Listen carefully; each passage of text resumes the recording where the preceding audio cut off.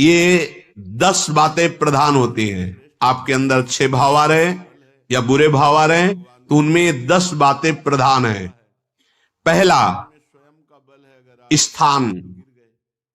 आप कहां बैठे हैं, कहां रह रहे हैं, किस जगह खड़े हैं, आपको स्थान देख करके ही बर्ताव में उतरना है।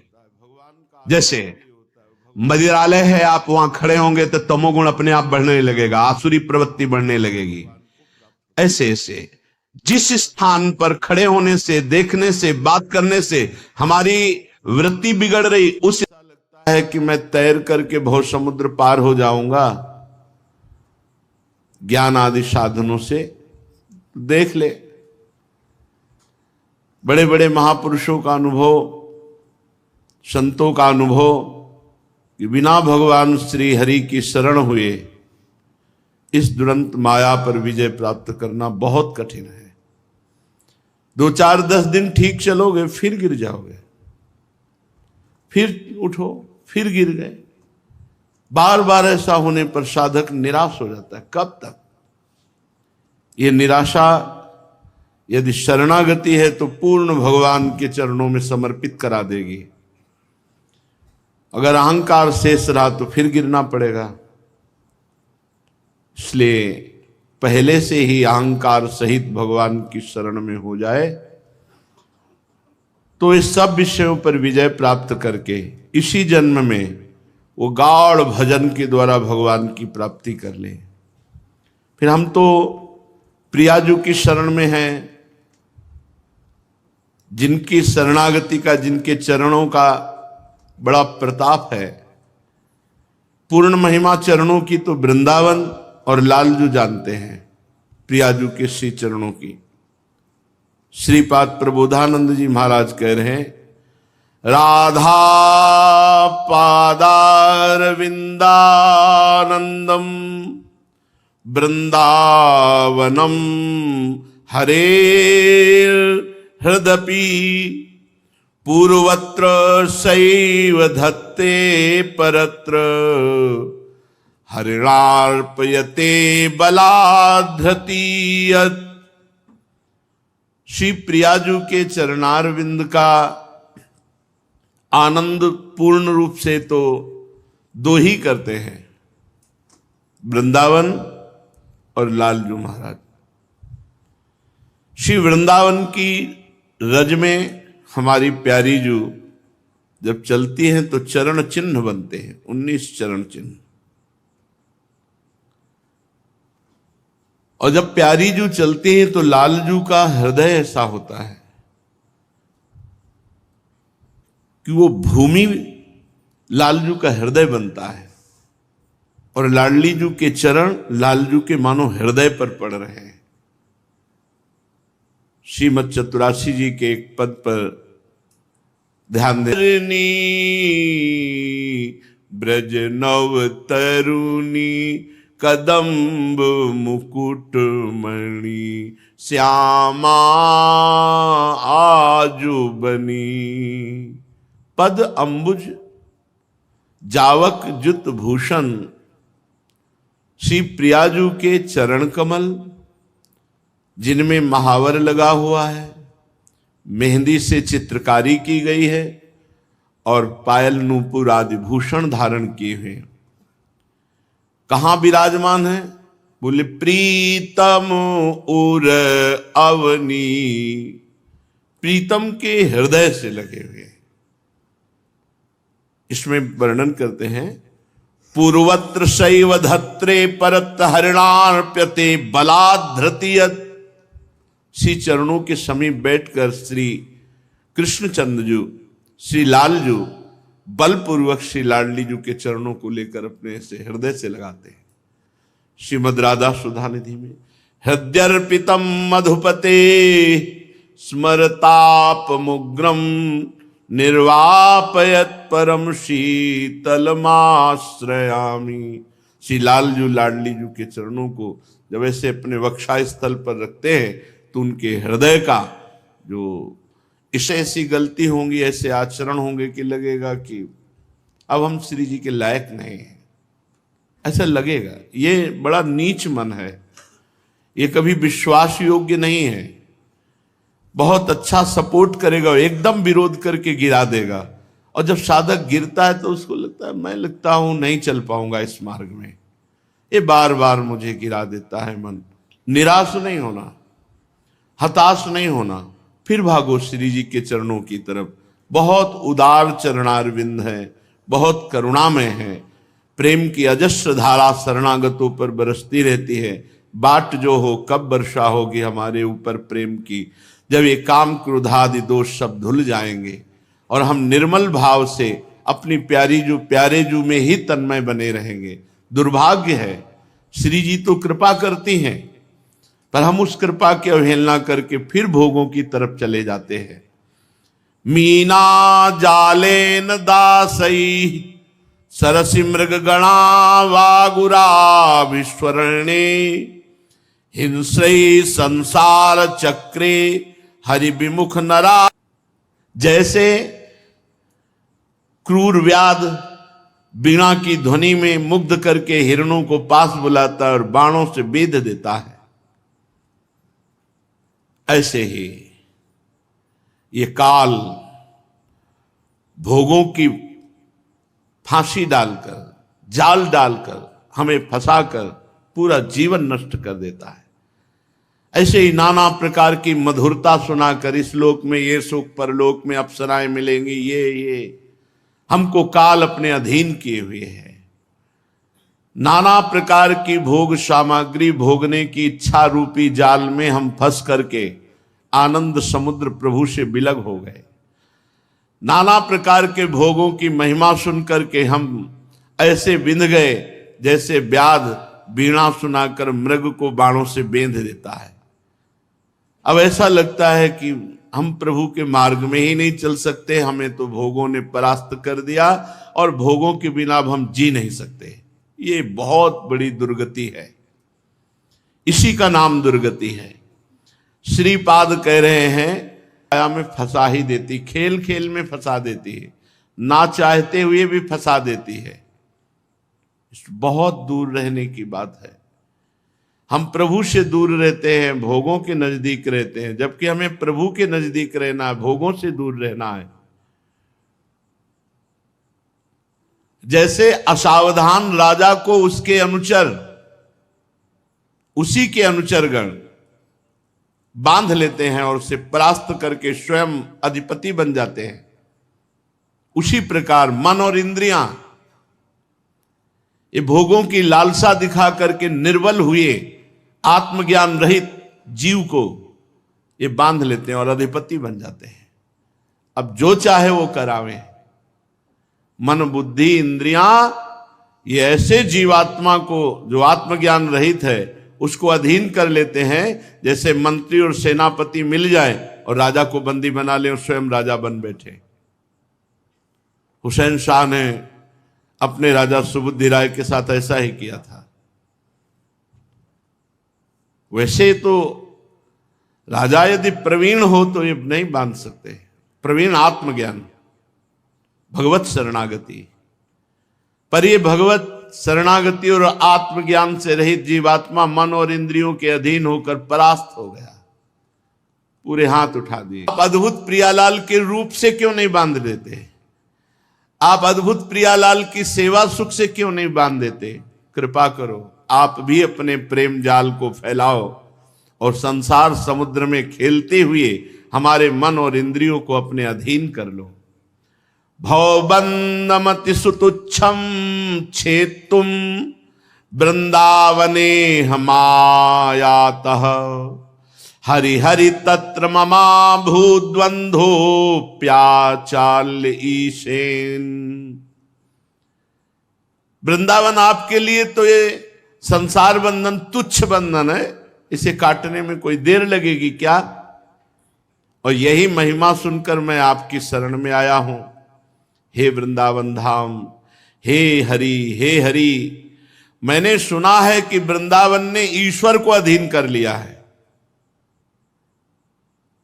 वृंदावन में प्रिया प्रीतम आसक्त हैं वृंदावन से, वृंदावन परित्यज्य पाद में एकम न गच्छति, एक कदम भी प्रिया प्रीतम वृंदावन से बाहर नहीं जा सकते। जहां किसी प्रेमी उपासक को दर्शन देना होता है तो पहले वृंदावन प्रकाशित होता है, फिर प्रिया प्रीतम। तो हे वृंदावन धाम हरि हरि, मैंने ऐसा सुना, पीत्वेव पान संयुतः अधनिवाप्त महाधन आशम वृंदावनम समेत्याहम। जैसे कामी पुरुष को कामिनी मिल जाए तो हर्षित हो जाता है, जैसे नशेबाज को मदिरा मिल जाए तो वो उल्लसित हो जाता है, जैसे किसी दरिद्र को मणि मिल जाए तो आनंद से नाच पड़ता है, ऐसे ही मैं वृंदावन को पाकर परम सुखी हो गया हूं। श्रीपाद कह रहे हैं, ऐसे ही मैं वृंदावन को पाकर परम सुखी हो गया हूं, परम मतवाला हो गया हूं, परम तृप्त हो गया हूं। वृंदावन को पाकर, अभी वृंदावन आए हैं, अभी पाए नहीं हैं। जब वृंदावन पा जाएंगे, धाम की प्राप्ति का मतलब है स्वरूप बोध, अपने सहचरी स्वरूप से प्रिया प्रीतम के समीप रहना। ये वृंदावन पा गए आप, बोले उनको वृंदावन की प्राप्ति हुई है, अर्थात एकांत में मिलते तो कहते हमें वृंदावन जाना है, तो हम कहते वृंदावन में तो हो ही, बोले नहीं हमें वृंदावन जाना है, हमें वृंदावन जाना है। जब हित धाम में आते थे तो उस समय ऐसा लगता है, ऐसा क्यों कहते हैं तो ना वृंदावन में, लेकिन वो दिव्य वृंदावन की बात करते, मुझे वृंदावन जाना है, मुझे वृंदावन जाना है, जहां हमारे प्रियालाल खेल रहे, मुझे उस वृंदावन में प्रवेश पाना है। ये लगन लगे, जैसे व्यसनी को नशा की, कामी को कामिनी की, गरीब को धन की चाह होती है, ऐसे हमें दिव्य वृंदावन प्रिया प्रीतम की चाह। ये जन्मना मरना, ये मान अपमान सुख दुख भोगते हुए बहुत जन्म हो गए, अब नहीं खेलना इस खेल को। लेकिन वाणी से कहने से नहीं रुकेगा, ये हृदय से चाह हो जाए कि अब इस खेल को नहीं खेलना। चलते हैं श्रीमद् भागवत महापुराण, प्रसंग आपने श्रवण किया, भगवान नरसिंह देव का प्रादुर्भाव, हिरण्यकश्यप का उद्धार, प्रहलाद जी की पावन स्तुति, भगवान की विशेष कृपा प्रहलाद जी पर, फिर भगवान महादेव जी के द्वारा जो मायासुर ने खड़ा और चुपके से जाकर के पूरा अमृत कुंड का अमृत पी गए। फिर महादेव जी से कहा आप संधान करो, पिनाक पाणी महादेव जी ने पुनः संधान किया, बाण तीनों पुरों को भस्म कर दिया, इसलिए भगवान शंकर का नाम त्रिपुरारी पड़ा। श्री देवर्षि नारद जी राजसूय यज्ञ में महाराज युधिष्ठिर को यह कथा सुना रहे हैं। गंगा जी के पावन तट पर श्री सुखदेव जी महाराज परीक्षित जी को सुना रहे हैं। युधिष्ठिर जी ने पूछा नारद जी से, भगवान अब मैं आपके श्रीमुख से वर्ण और आश्रमों के सदाचार के साथ मानव धर्म का, सनातन धर्म का महामहिम स्वरूप सुनना चाहता हूं। क्या सदाचार है, क्या वर्ण धर्म है, क्या आश्रम धर्म है, और क्या मानव धर्म है, और क्या सनातन धर्म है। क्योंकि धर्म से ही मनुष्य को ज्ञान, धर्म के गुप्त से गुप्त रहस्य को जानने वाले हैं। इसलिए आप जैसा वर्णन करेंगे दूसरे की सामर्थ्य नहीं है। आप कृपा करके हमारे प्रश्न का उत्तर दीजिए। वर्ण धर्म क्या है, आश्रम धर्म क्या है, मानव धर्म क्या है, और सनातन धर्म क्या है। नारद जी ने कहा, युधिष्ठिर अजन्मा भगवान समस्त धर्मों के मूल कारण है।